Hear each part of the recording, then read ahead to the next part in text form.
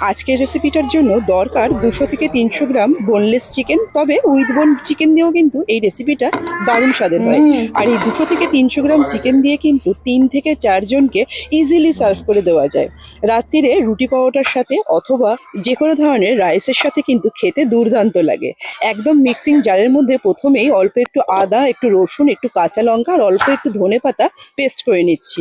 Chilli chicken তো আমরা অনেকভাবেই খেয়েছি, তবে এই গ্রিন চিলি চিকেন কিন্তু একদম একটা অনবদ্য টেস্টের একটা রেসিপি।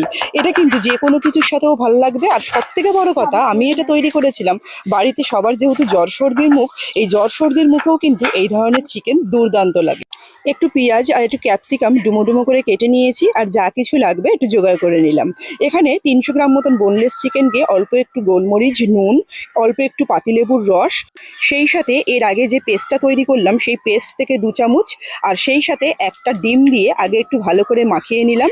এরপর অল্প একটু কর্নফ্লাওয়ার দিয়ে একটা হালকা কোটিং করে নেবো, যাতে একটু চিকেন পকোড়াগুলো ভাজতে সুবিধা হয়। একেবারেই হালকা কোটিং করব, ওই জন্য খুব বেশি দিচ্ছি না, এই 2 চামচ মতন কর্নফ্লাওয়ার দিয়েছি। দিয়ে এটাকে ম্যারিনেট করে রেখে দিয়েছি মোটামুটি 1 থেকে 1.5 ঘন্টার জন্য। যত বেশি ম্যারিনেট করা যাবে চিকেনটা কিন্তু তত সুন্দর জুসি হবে।